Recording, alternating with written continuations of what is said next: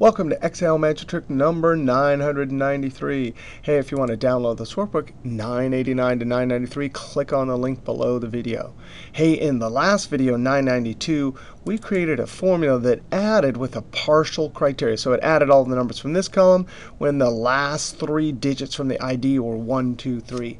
In this video, we want to conditionally format only the rows that contain an ID that end in 1, 2, 3. So we need conditional formatting for the whole row. Now the way conditional formatting works is the entire range is highlighted, and each cell has to have a mechanism to get a true or false. True, the formatting is applied. False, the formatting is not applied. So this entire range here, I'm going to actually come over to the side and highlight a parallel range that's the same size, because we're going to create a logical true-false formula. And sometimes it's easier to create the formulas in the cell. Once you get it working correctly, you copy and paste it into the Format Cells dialog box.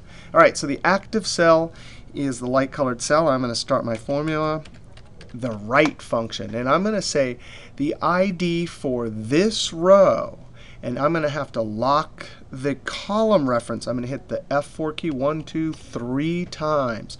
That means that each cell in each row will only be looking at the ID. And I'm going to ask the question, hey, give me the 3.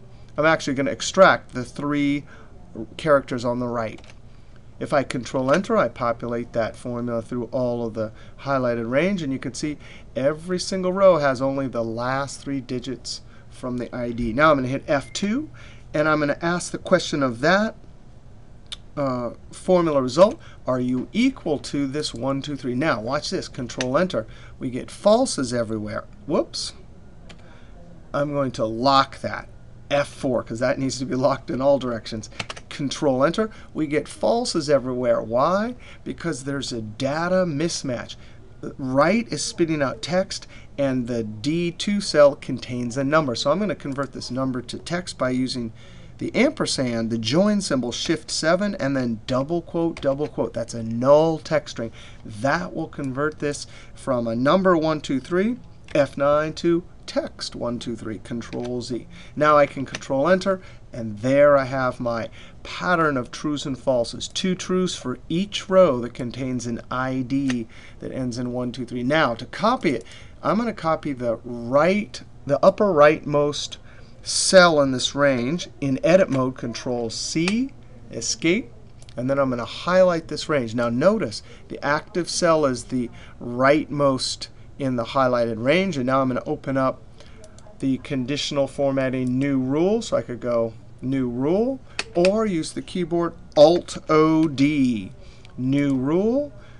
Use a formula to determine which cells to format. And down here I can Control V. Format. And you can format it however you want in all 4 tabs. I'm simply going to select some format. OK, OK, 3 OKs, and there we go. If I change this to 6, 8, 9, there should be 1 record.